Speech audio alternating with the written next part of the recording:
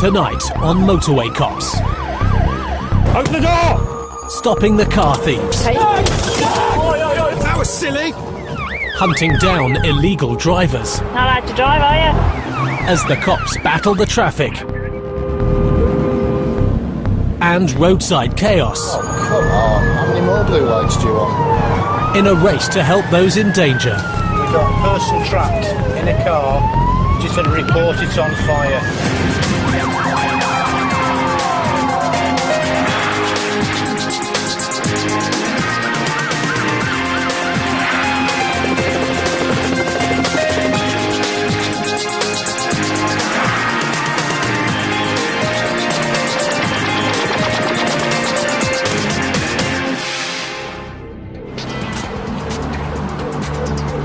Britain's motorways are at saturation point.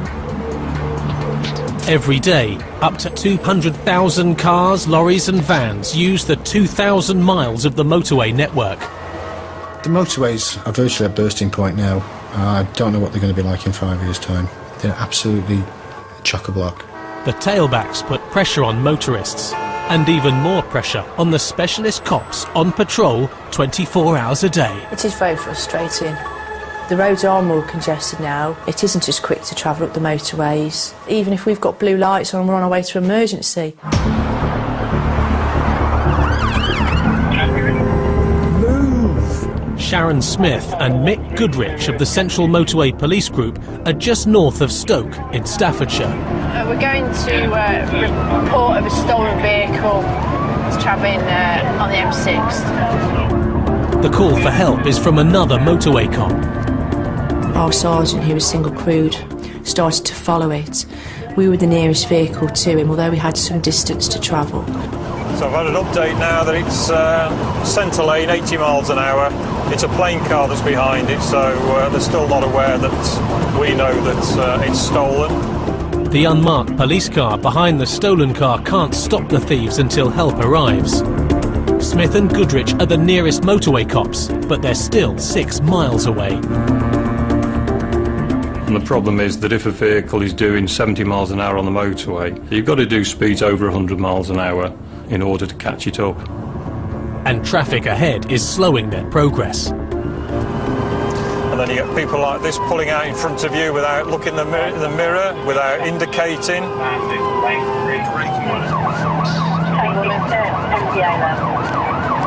The cops are forced to take a faster route. No receive, we're having to use the hard shoulder due to the amount of traffic.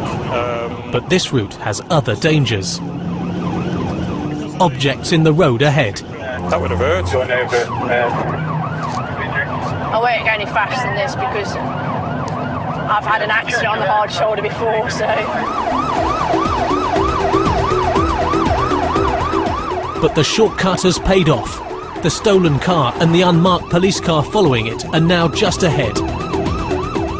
The cops now have a decision to make, to try to stop the car now, or wait for more help to arrive. In an ideal situation, we'd like at least 3, maybe 4 vehicles really to stop a stolen vehicle. But on this occasion, there was only the 2 vehicles, and you just have to make the best of it, really.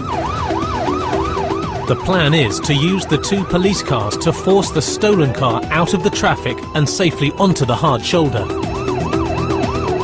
We took the front of the vehicle to indicate that we needed to stop him, and the sergeant took the rear of the vehicle. As the car slows, it's clear their plan hasn't completely worked out. The thief is stopping in lane 1, a very dangerous place. Stopped in the carriageway. Now the cops must act quickly to get him off the motorway. Open the door! Open the door! Get out! Force must now be used. On the floor, hands behind your back. It probably was a bit scary for the driver, but that's the whole intention. That was silly! It just gives us those precious few seconds in order to get him out and get the ignition turned off. Okay, you're under arrest on suspicion of theft of a motor vehicle. You don't have to say anything, it may harm your defence if you do not... What we'll do is sit you up and we'll clear the glass, OK? Right, carefully. Okay, do as you're told. Move round in. To no harm. Bend your legs forward. Bend your legs up. So you can sit up. 932 in custody, lane 1 blocked at this present time. We've got success, we've got two in custody, we've got a call. Once you've got them, you know, you've got someone's vehicle back, someone's pride and joy, you've also got some people that are responsible for it, because sometimes you don't get that. You'll get an abandoned stolen vehicle with no offenders, so it's quite an achievement, really. But the motorway cops can't celebrate for long. Just move it on the hard shoulder, let's clear the carriageway. The block lane has created a 2-mile tailback, causing danger for other drivers. Once you start stopping in lane 1, people start looking at what we're doing, and they're stopping and not looking what they're doing. Then next thing is someone bumps into the back of somebody else, and then you have an accident on your hands as well.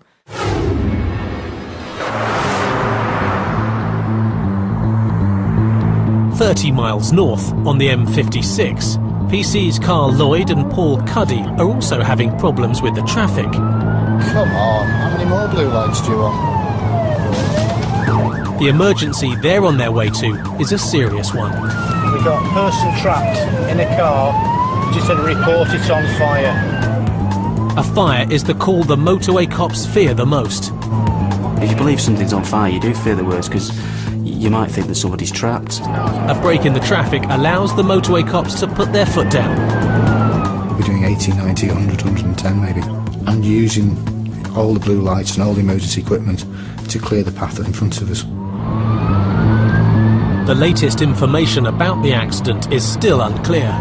We've got now contradictory reports. There's one that says there's no injuries, one that says the vehicle's still on fire, and one that says that there's one vehicle in lane 2 and one on the hard shoulder. So we'll just have to see what we like. Here's the build-up now. Yeah, just for your information, BA, the build-up of traffic is just at the end of the slip road from the exit slip from the M6 North. We're taking to the shoulder. The tailback, over a 5-minute period, you can be looking at least a mile and a half of traffic. Getting through the traffic safely calls for teamwork and a keen pair of eyes. I would go in front of this truck and in between him and the caravan. Go in front. There we go. How's that? You're clear, you're all right.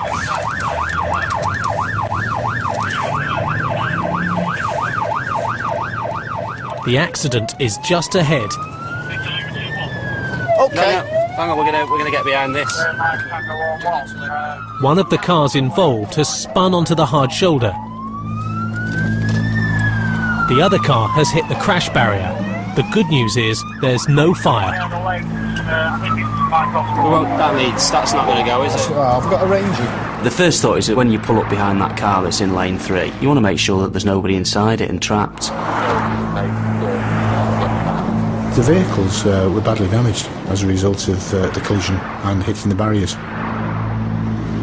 Amazingly, the drivers have walked away unhurt. Are you all right yourself? Okay, we'll get you checked over by the ambulance. All right, mate.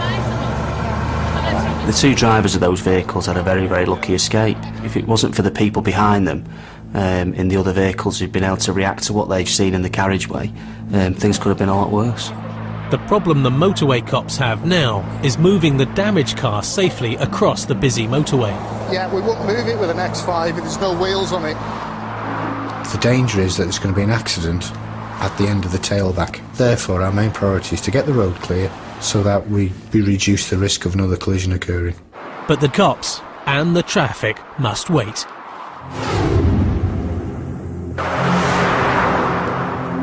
But 100 miles east in Humberside, motorway cops Steve Keeble and Joe Clark have very different problems. There it is, look, you can see the smoke. A fire on the motorway, and this time it's not a false alarm. We've got a lorry on fire, junction 2 eastbound, which is the other carriageway, and the smoke's going across 2 other lanes now. The smoke from the fire is causing chaos. As I was approaching the scene, I could see that the vehicle was well alight and there was a lot of smoke coming off it, so at that point the wind was going south, which was coming back across the carriageway I was travelling on. It's so bad that they are preparing to close the carriageway. We're waiting update from fire brigade. They've stopped the traffic in the outside lanes. We now have standing traffic on the whole of the eastbound, but the hard shoulder is clear. So we've got a full motorway closure. We're going to come past a full lane closure on this side very shortly, with fire brigades and everything all across the carriageway. Shutting down the motorway is the last thing the cops want to see. But the danger is so great, there is little choice. You know, if a vehicle's on fire, you've still got an explosive chance from things like the petrol tank, if it's carrying gas containers or anything, if it's dual fuel. The hold-up is already causing a tailback. PC Keeble will have to fight his way through it. It meant me going up to Junction 1, which was like another 8 mile away.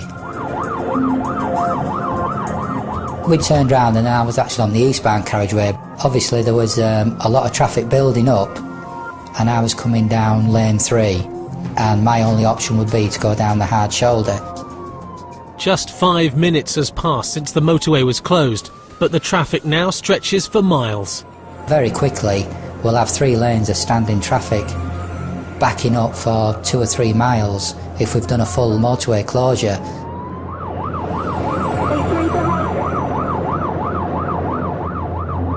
As I approached the scene, I could see the police van.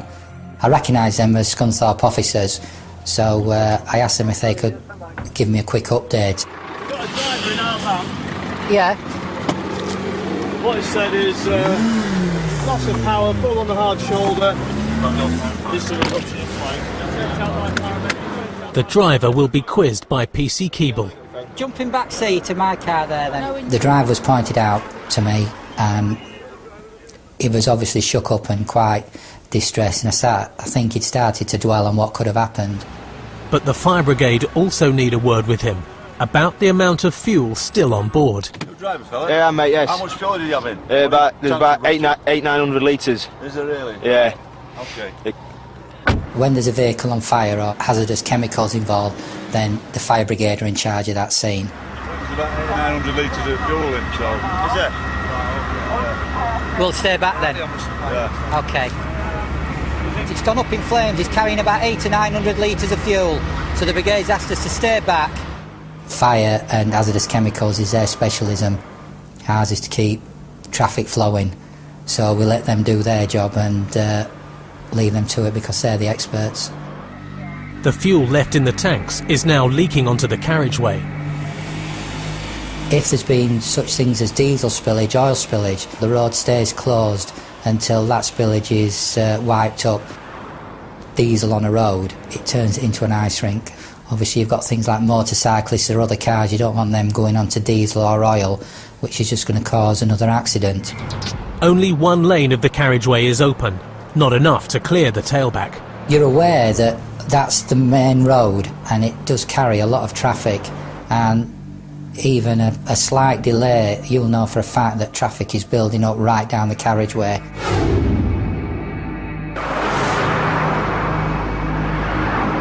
Back on the M56 in Cheshire, traffic is also building up, but they now have a car which can tow the debris from the fast lane.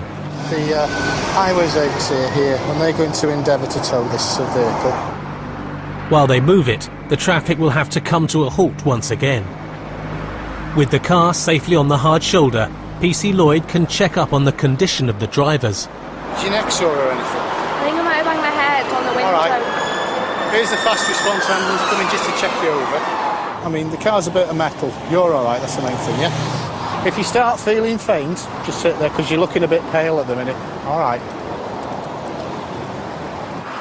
With the backlog of traffic clearing, the cops can finally start the investigation into what happened. You try and find out what's caused the collision, and if there is any blame to be apportioned, it can be done at a later date.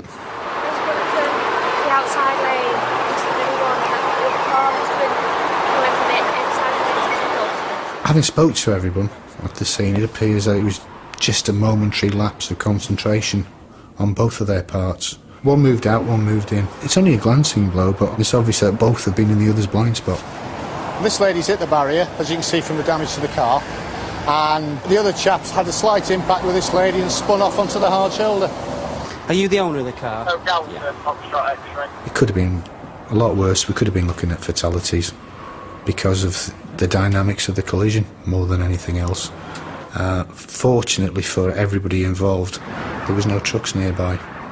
A heavy goods vehicle will go through a car and the result is carnage. We've got all the details of the witnesses. We'll put an accident form file together and we'll go from there. Fortunately, there's no injuries, which is a bonus really.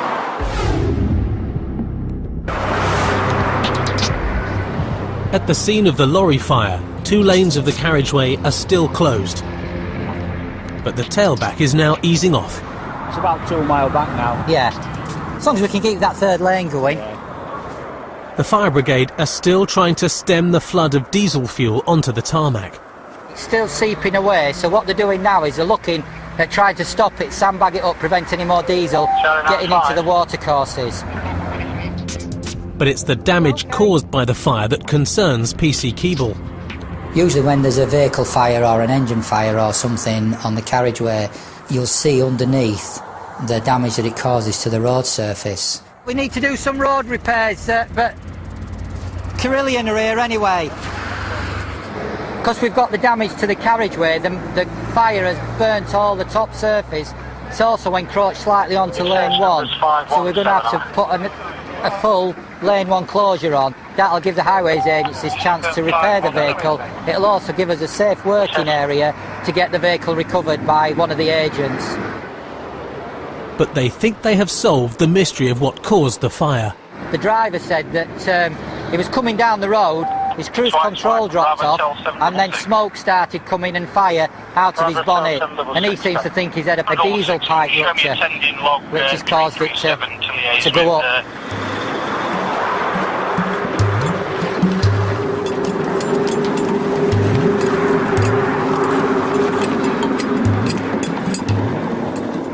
Scraping off that and off because it'll melt itself into the... Oh yeah, I know. With the lorry on its way, the full extent of the damage to the road surface is revealed.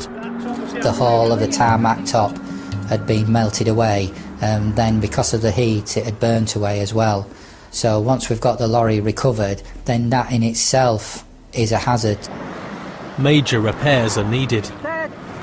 They're just checking it, and then you're going to put a full lane 1 closure on and sort this diesel out.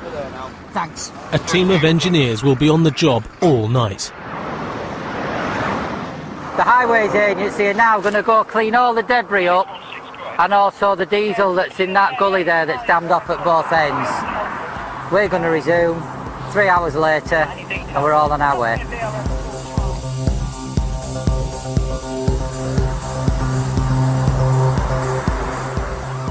Nighttime brings new challenges. Darkness and monotony add to the danger. And keeping the roads safe becomes an even bigger problem for the motorway cops. When it's dark, excess speed coupled with fatigue can be quite a dangerous combination.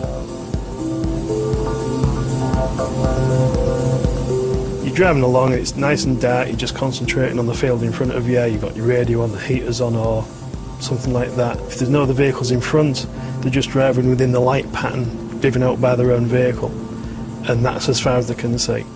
The first thing you're going to see is when it goes wrong, and normally that's too late. It's 9 p.m. Near Hull, PC's Gary Dickinson and Sergeant Martin Moore are responding to reports of another crash in the fast lane. The accident happened just 40 minutes ago, and the Highways Agency have already coned off the area to keep other motorists safe. But the driver has done a runner, leaving the cops to work out just what happened. Oh, that's where it's come in then. Could just be ricochet up. My job as a motorway cop on the motorway is that should a collision take place such as this one, the basic investigation begins with myself. See from the skid marks, they're coming in from lane 3, so the chances are he's lost control further up and hit the concrete barrier of the central reservation. And then it looks like he's come across broadside along here, following the skid marks through. Come along here, and taken out the barrier. All the signs are that it's a high-speed crash. Scary, very scary. It's basically spun and had a few very good serious bangs as it's gone spinning along its way along the carriageway, and then hit the Amcor barrier and then pirouetted back round, laying to, and it's spun back and come to rest on the hard shoulder further up. Oops. You picked a fine time to leave me. Come on. Loose wheel. Excellent. It's a kind of an old phrase, an old song. You picked a fine time to leave me loose wheel when I turned up at the Rover and there's a wheel hanging off. It is light-hearted at the time, but it's also got fatal consequences as well in some circumstances. Good job it was the time of day it was. One of these bouncing around is enough to kill anybody, go through their windscreen. Had a case of a trailer losing a tyre last year, bounced into opposite carriageway, struck a vehicle, unfortunately killed the lady that was driving it, totally innocent, in the opposite direction. So, yeah, there you got 50, 60 pounds worth of metal there. It's enough to kill anybody. It could have easily been a fatality. It's fortunate that there's no other motor traffic on the road at the time. I have seen instances where other vehicles have been involved and they've been taken out by a car doing such a thing. The last thing you expect you're driving along normally is to see a car spinning in your direction from either your offside or your near side. So yeah, it is quite rare, but when it does happen it can be quite spectacular. Big car saved his life. But the driver's whereabouts remains a mystery. In the majority of cases, when someone's done a runner from a car such as this one, it's because they're either drunk, or they're on drugs, or they're wanted.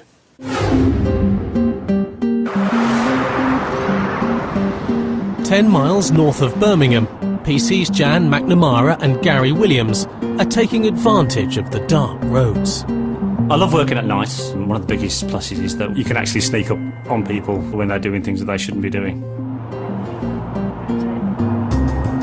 Just ahead, they've spotted a car and its passengers taking a break on the hard shoulder.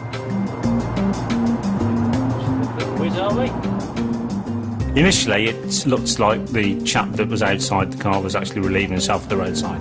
Decent exposure. Which we both take exception to. It's not a public toilet. I think he still is. Go on, mate. He's still there, isn't he? To stop on the hard shoulder purely and simply for a call of nature is illegal. I want to know why has he stopped here and now? What I wanted to do initially was find out what they thought that they were actually playing at. If it turned out it was for the urination, then I was going to issue him with a ticket. Toilets! The first thing that I needed to do was identify who the driver was. You're driving, are you? Yeah. Got your driving licence with you, please? Sorry? Driving licence? It was quite obvious that there was going to be a language barrier. Your driver car. Where are the keys? Keys for the car. We contacted an organisation called Language Line, which we do use quite a lot, as the people that we deal with are quite often from foreign countries. So the guy who's sitting in the back produced a licence from China. But there's a problem. That says category C, yeah? Vehicles over 7.7 pounds. But it doesn't say passenger cars. Because it's an international driving permit rather than his actual Chinese licence, he's actually not allowed to drive. He has to produce his licence as well to drive on the road over here, so he's technically driving with no licence. Now the cops have discovered a new problem. The man is claiming it wasn't him driving. Yeah. It was his mate. Apparently he's not the driver.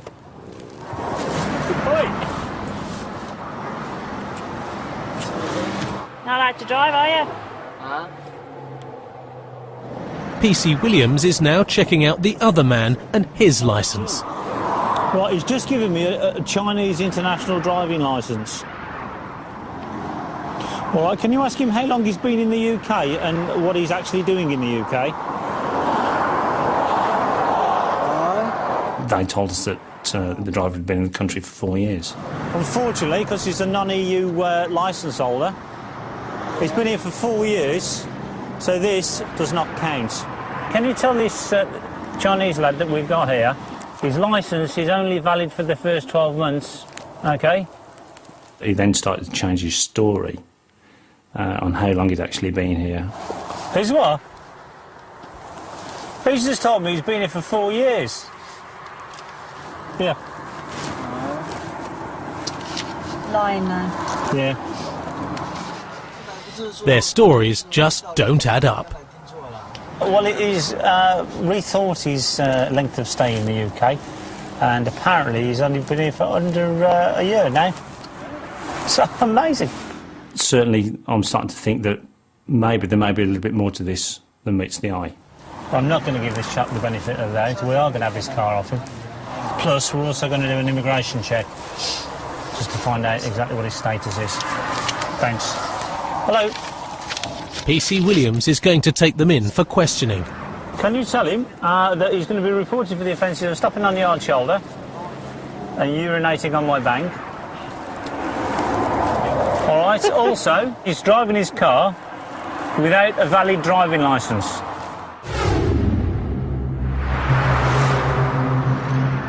Back at the scene of the car crash, PC Gary Dickinson is still trying to work out the whereabouts of the missing driver.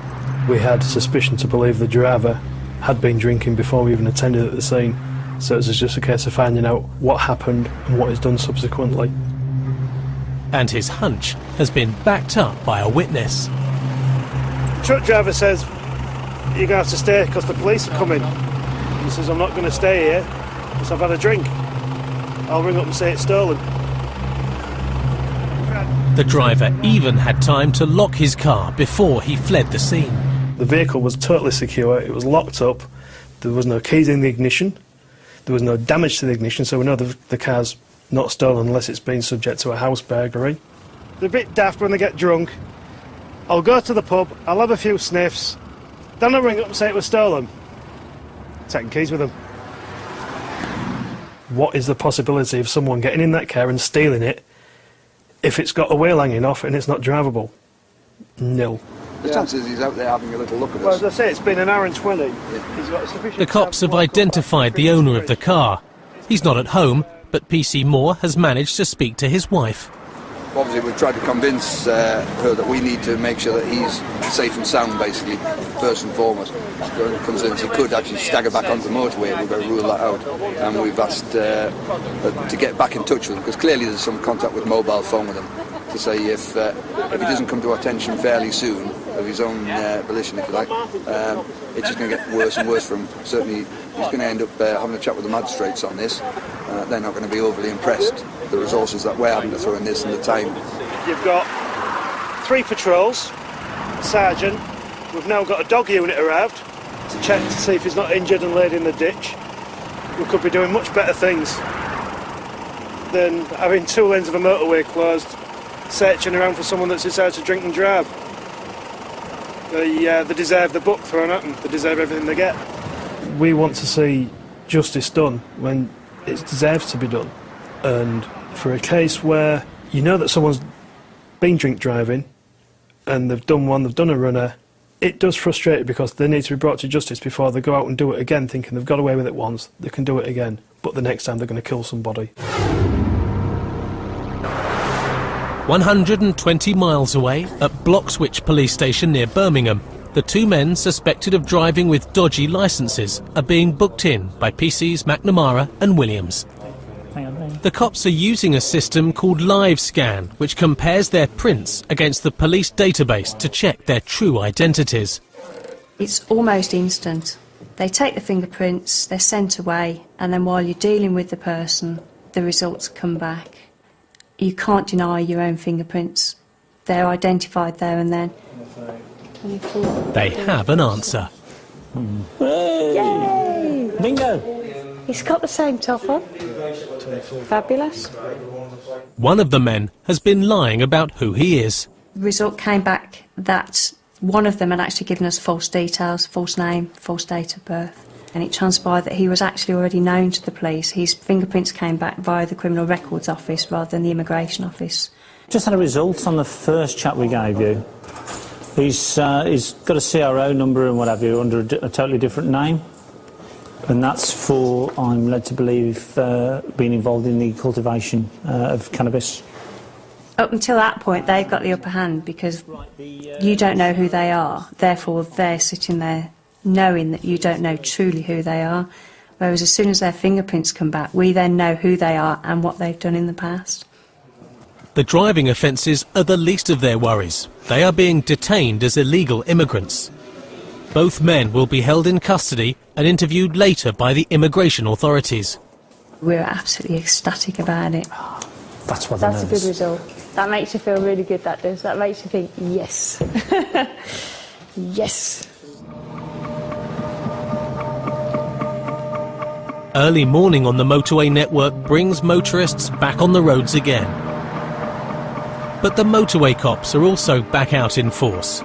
They know that mixing heavy lorries with rush hour commuters can cause problems. Especially when some people are a little too keen to get to work.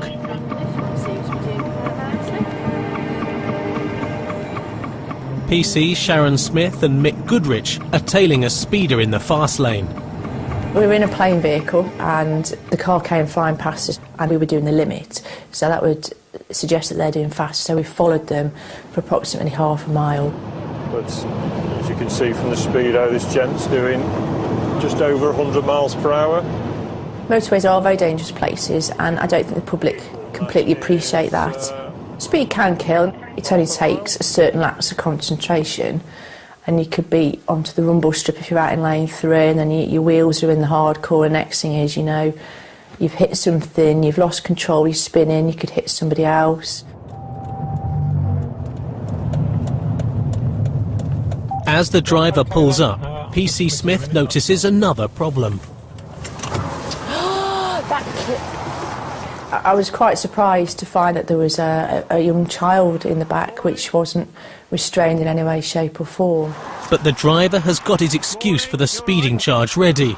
He's a doctor. I'm on call, I've got to get to the hospital, that's the reason. Where's your green light then? Sorry? Where's your green light? I haven't got a green, I'm actually on call. You get lots of excuses from people why they are exceeding the speed limit. I mean, normally people are just late. Because I'm a non-resident on call and I'm supposed to be there at 9 o'clock. Is it an emergency you're going to then, is it? What's the emergency? I've got to assess a patient. You've got to assess a patient? Yeah. Well, I don't consider that to be an emergency for you to be at 100 miles an hour, doctor, I'm afraid. Yeah, I'm sorry about that, but that's... Have you got your driving licence on you? I haven't actually. I also noticed that his wife and child were in the vehicle in the back, and the child, which I think was about 3 or 4 year old, was stood on the back seat. Don't you consider that a bit dangerous, that your child's not in a car seat, you're doing 100 miles an hour, and your child stood up on the back seat? He has an excuse for that as well. It was his wife's fault. Yeah, I was telling my wife to put her in the car seat, yeah, sorry about that. I was supposed to be getting to work and really, I'm getting a bit stressed. I wouldn't do that again, I know. Yeah, OK, come and jump in the back of the car a minute and then I'll explain what we're going to do. It's amazing, absolutely amazing that, well, firstly that people can still have unrestrained children in the vehicle, but secondly to be doing that at 101 miles an hour is absolutely disgusting. Well, the way I intend to deal with this is you're doing 101 miles an hour. Is I'm going to have to report you for the offence, so you will have the facility to go to court to explain to the magistrates why you're doing this sort of speed. Do I lose my licence? Magistrates have to consider disqualification of any speeds over 100 miles per hour, yeah. So now the speeding driver tries to pull a fast one. Can't you just say it's under 100? We're not allowed to do that, are we, really?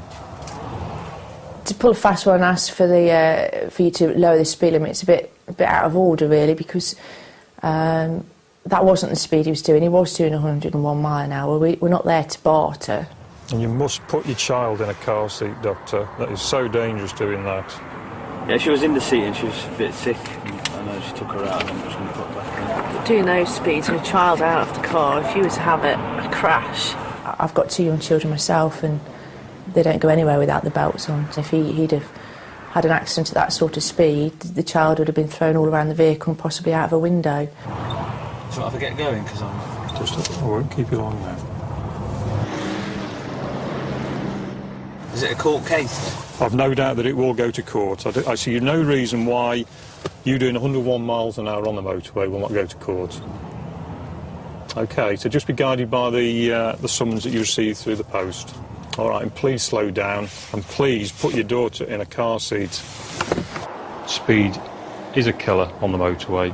You know, 30 miles an hour over the speed limit gives you a lot less time to react. The main problem is that with speeds and the amount of traffic on there, that when something goes wrong, it can go seriously wrong. That's disgraceful about the child, that is, I reported him for that as well, I was. He's not going to get any more though, is he? No, he isn't.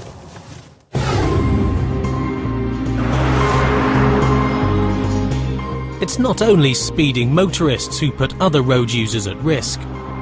Last year, in England and Wales, uninsured drivers caused more than 130 deaths.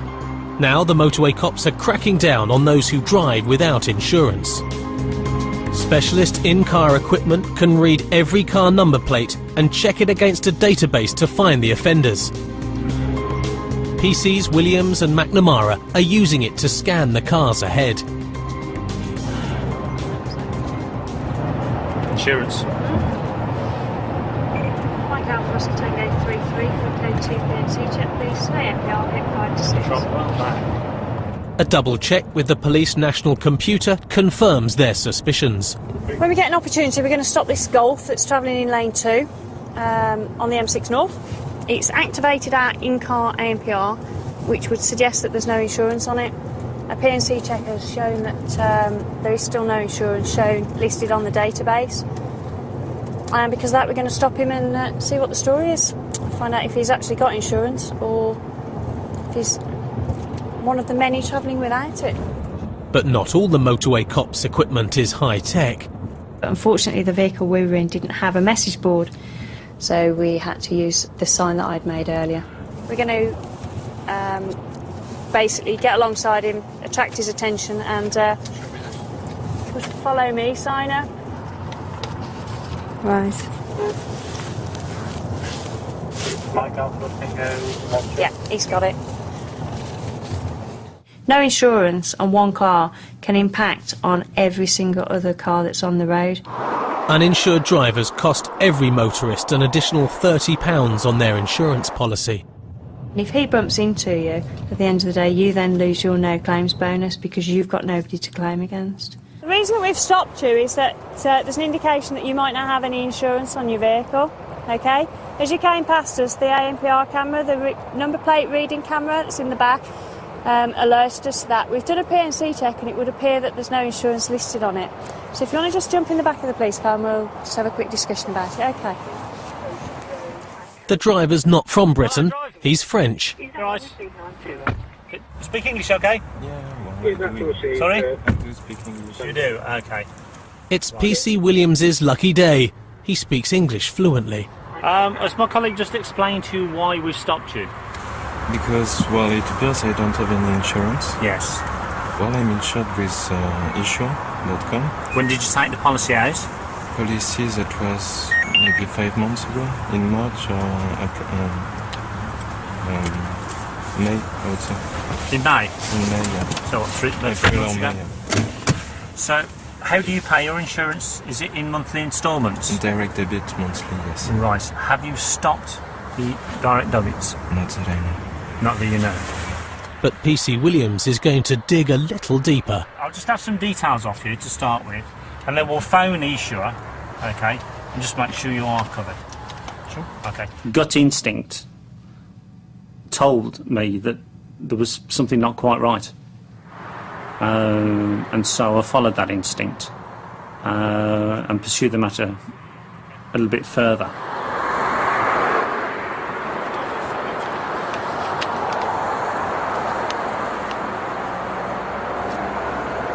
He showed me his insurance certificate, and on the face of it, it looked to be okay. I take it it's not insurance. If the national computer says that you've got no insurance and they produce an insurance certificate, then your sort of alarm bells start to ring. You start to think, well, has he maybe cancelled the insurance, or the payments haven't been taken out of his bank account, or he's defaulted on the payments? Either it's a dodgy note. Will you send that through the post, or did you print it off? I received it through the post. Through the post? Yeah. Because obviously he got his insurance certificate with the policy number and everything on, we were able to phone the insurance company. I've spoken to a representative of eSure, who say that yes, you did take out the policy, however, they've had numerous problems with payment, of which they've written to you requesting payment. You contacted them on the 18th of May this year. I contacted them. You did, you phoned them on the 18th of May this year, and they gave you another 7 days to make the payment. Apparently they've had quite a few problems with collecting your direct debit payment. Yes. What we tend to find is increasingly happening is that people will opt to pay on a monthly basis, a direct debit. They'll pay the first month or maybe 2 months in order to get the yearly certificate in their hand, and then they'll cancel it. They've received no payment from you for the May. They received no payment from you for June, so they wrote to you on the 17th of June cancelling the policy. What I'm going to do now is get a recovery truck out to come and collect your car. Oh, please don't. I will just phone someone to arrange some... No, there's a set procedure now. They're going to get your car seized, and you can then go and on payment... Sorry? And pay £150 or so. Have you done this before, have you? It happened to me once, yeah. Yeah, so you know the score. Is that what your 6 points are for? Yeah. No insurance? Yeah. He'd done it once before, not learnt his lesson, and he'd taken the risk on that occasion to drive without insurance again. I can't afford it. Well, I've got to pay the bill, I've got to pay this in addition. All due respect, that is not my concern. But I wasn't aware of this thing. Sorry? I wasn't aware of the fact I wasn't insured. You're obviously in conversation with the insurance company, as my colleague has just said, because you knew there was a problem. He obviously hasn't learned his lesson, though. And people don't learn their lesson. They think they can get away with it. But now we have no option but to seize vehicles, and we have the powers, the government has given us the powers to seize those vehicles, which hopefully will reduce the number of uninsured drivers on the road.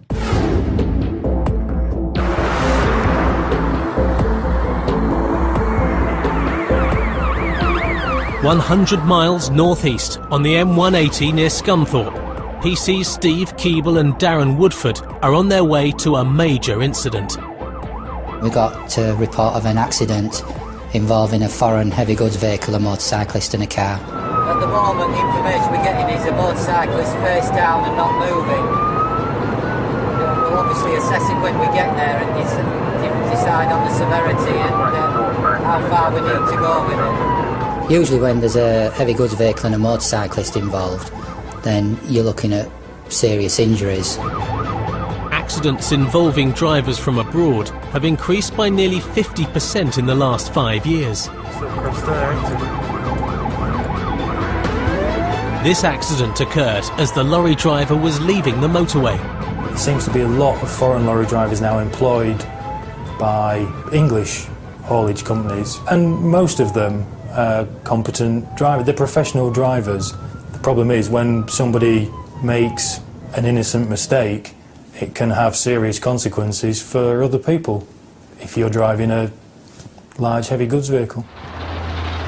2 fire trucks and an ambulance have already arrived. When we got on scene, I could see that the heavy goods vehicle had driven past the scene. The lorry involved is one of the largest allowed on UK roads. PC Keeble's job is to work out if the lorry driver is the one at fault. I've told the gentleman who's at the back of his wagon now to go back to his vehicle and just remain there. The first responder, paramedic, he gave us a quick update as to what he believed had happened. According to the lady in the silver accent, it's actually been on the It's on on the this left side of the road. again. Yeah. She's pulled over to the near side as much as she can to avoid it. Yeah. And the chap on the motorbike, he's gone obviously into the rear of her. The collision turns out to be between the car and the motorbike. She'd come round the bend, she'd seen the lorry coming towards her on the wrong side of the road, so she braked for her own safety and moved over to the verge as near as she could get.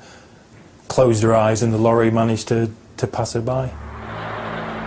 The biker has borne the brunt of the crash. He'd come off his bike and he'd possibly hit the curb, and they were concerned for his injuries and they were bringing spinal boards out. The guy's in a lot of pain.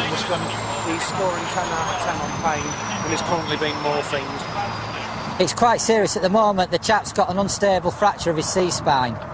So obviously the paramedics are a bit concerned about him. Because of his injuries, an air ambulance has been called to transport him to hospital. But finding a safe landing spot near the motorway is proving tricky. Basically, we need to get the air ambulance landed, but unfortunately, because of the power lines, we need to clear an area, but because of the congestion, we need to move the ambulance to try and get some of the heavies out of the way. Time is running out. The biker urgently needs specialist attention. He's possibly got a broken back. Yeah. And now the car driver is causing concern. Initially, she seemed to be okay, but then she developed some pain in her back, and I think shock suddenly set in with her, and she partially collapsed. The casualties are not the only problem for the cops. At that time, we were looking at serious injury, but on the other hand, we've got an arterial route where we're causing a lot of congestion to other road users. Just north of Birmingham, the French driver, stopped for having no insurance, is making his excuses to PC's McNamara and Williams. Just so that you know, I was getting some cuts in order to have something for the baby, which comes in 2 weeks. Okay. No, I don't have the money anymore. Right. Well, with the best will in the world and with all due respect to yourself, you need to get your priorities sorted, don't you? If you can't afford to run the car, okay. If I can't afford to run a car, then I can't afford to go to work. If I can't afford to go to work, I would be better off on the door anyway. Okay. Because if I'm not working, I will make more money. That's the way. Well, if I was to tell you that you may well now be looking at being disqualified from driving. Yeah, I know that. You know that? Because, well, you told me 6 points for the last one. If this is 6 points again, then I can't go to work anymore. That's what I'm saying. Right. Right, Olivier, is there anything I've explained to you that you don't understand? Why I should stay in this country? Well, that's a matter for yourself. What you need to do is get what you need out of the car and then give your mate a ring to come and pick you up. Do you know where you are? I don't have a mate around here. Sorry? I don't have a mate with a car around here. Well, that's okay. Because just down the road here, there's a bus stop that will take you into the city centre.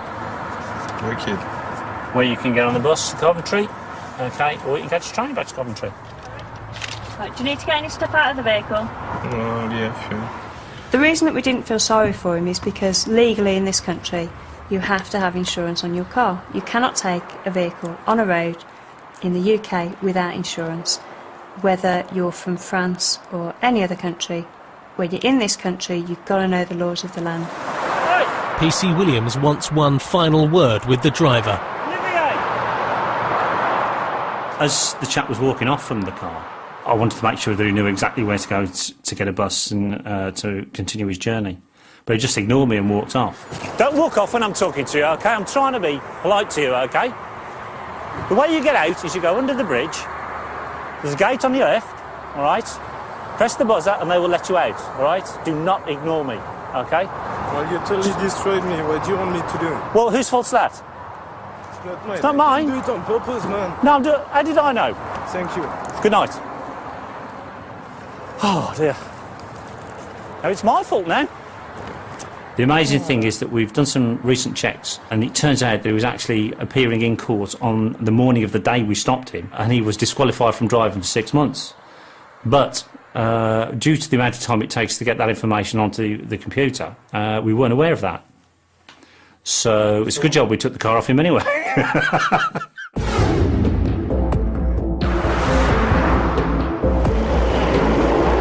Back in Lincolnshire, the motorway cops have cleared a landing spot for the air ambulance to take the injured motorcyclist to hospital. But the landing will be tricky.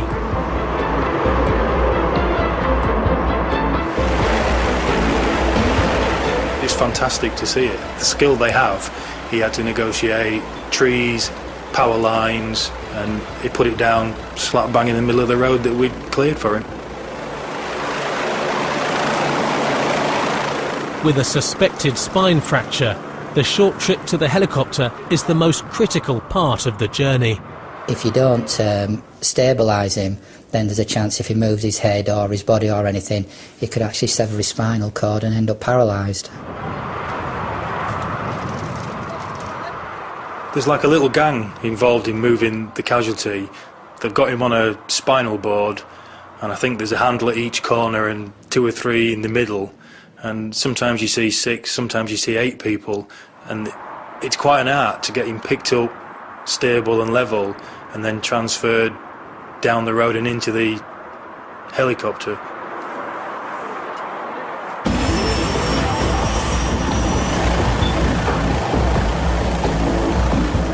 The air ambulance can only take 1 passenger, so the car driver will have to go by road. She'd been initially assessed by the paramedics, and then she took a turn for the worse, and then the paramedics took on board care for her as well. With the injured safely on their way to hospital, PC Keeble can now concentrate on finding out exactly what happened. Primarily you're there to investigate an accident, and once you've made sure that you've got all the evidence you've got from that scene, then you'll open the road. This is a 2-lane carriageway, but vehicles travel opposing one another in each lane. The Polish lorry driver, for some reason, has maybe thought that this is a dual carriageway, and he's actually moved on to the offside of the lane. We noted where all the vehicles were. There'd been no contact between the heavy goods vehicle and the car. It had just been a rear end between the motorcyclist and the car. Once again, there's a language problem. We've had a serious RTC involving a Polish driver that hardly speaks English. We're bringing him through to spin him. Can you organise a Polish interpreter for us while we're en route? We're going to take him through to Scunthorpe and interview him with an interpreter. And it might even be with a view to put him before the courts in the morning if the CPS or whoever makes them decisions decide what we're going to do with him. The driver may face charges, but it could have been much more serious. 30 yards further, 40 yards further round the bend, the lady might not even have seen the lorry until it was too late. The lorry could easily have gone over the top of the car, crushing or seriously injuring the driver. He could easily have had 2 fatal.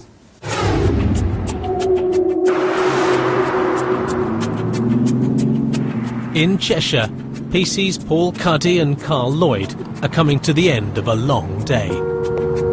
I was just about to finish my shift and go on holiday, and Carl was taking me to drop me off, and we joined the motorway from the services, and we saw 4 girls stood near a car, and I thought, just my luck. Oh dear. Motorway cops are not usually allowed to help fix problem motors, but this is an exception. It's dangerous to stop on the hard shoulder anyway, but where these young ladies had stopped was even more dangerous because of the trucks that were exiting from the services onto the motorway itself. Where are you off to then? Blackpool! My birthday weekend. Go on and undo the nuts on that front wheel. Yeah, I'll show you how to do it. At least I get some nuts this weekend. Oh. With the best will in the world, I don't think between the 4 girls they could have changed the tyre. I'm Jenny, this is Karen, this is Kate. That's Tracy. The girls had started to get the luggage out of the boot to get to the spare tyre, and the luggage was everywhere, and they were standing on the side, on the hard shoulder, which is a dangerous place. If you just stay on the side, mate, because this is why we wear big yellow coats. And the last thing we want is somebody parked on the hard shoulder and getting hit by another vehicle. The girls and their car are on the move again. We decided to move the car onto the side, and Carl got in the girls' car to drive it round, and there was obviously no room then for one of the passengers, so she ended up coming in the police vehicle with me, which I think was a bit novel to her. It's lucky Tracy spotted that. Well, she felt the tyre when she was driving, luckily. What is it, just knocking, is it? It's got a massive bump at the edge, in the inner edge. How's she noticed that, just when she's driving? Yeah, just when we pulled out of the service station just then. Right. Because if that had burst, then you probably would have crashed me, were. Well, you might have done, yeah. Yeah. It's not something you carry on with, is it? That sort of thing, travelling at 70 miles an hour, could cause a major blowout. That would drag you off to the near side, and no matter how good a driver you were, you're in the lap of the gods. But a detailed examination reveals the girl's problems aren't over. We found out that the spare wheel was flat, the tyre was bald, and there was no jack, and there was no handle to wind the jack up, or even the spanner to undo the nuts. It's an expensive breakdown. It'll cost you for the quick service, won't it? But it's just one of those things. I know, no drama. Do you know what I mean? Just another story to tell the grandkids, eh? They were not from the area and they didn't really know what they were going to do in relation to getting the car repaired, so we just gave them a bit of advice really and a little bit of help to get them on the way. Alright, look forward to speaking to you again. Alright, bye, save us. Right, cool. Got to wait, he's going to call back about 10-15 minutes. Right. With the quote and... OK. You go and park on the car park down there, take it nice and easy. Yeah. Limp off. And then just hang on there. He's a lifesaver. We will make it to Blackpool. It could have exploded and we could have all died. If it wasn't for these lots. Oh yes, thank you ever so much. Thank you. We'll always remember you in our dreams. Thank you. You probably remember Paul more than me because he's younger and better looking.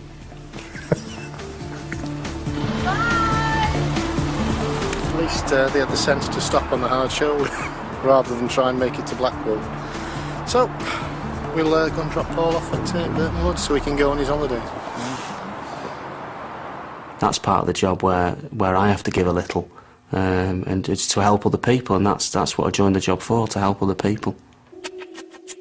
The driver of the stolen car was found guilty of taking a vehicle without consent and given a community order. The passenger was released without charge. The driver who did a runner after he crashed his car was not prosecuted because of insufficient evidence. The Chinese driver, who stopped to relieve himself on the hard shoulder, was found guilty of driving without a licence. He received 3 points and was fined £75. Both he and his passenger were in the country illegally and are now awaiting deportation. The speeding doctor was not disqualified, but he received 6 points on his licence and was fined £600. The disqualified French driver with no insurance received a further 7 points on his licence and was fined £250. The Polish lorry driver involved in the accident with the motorcycle and the car was charged with driving without due care and attention. Police believe he's now in Poland and unlikely to return to the UK. And the 4 girls were sent on their way to Blackpool with a ticking off from the cops.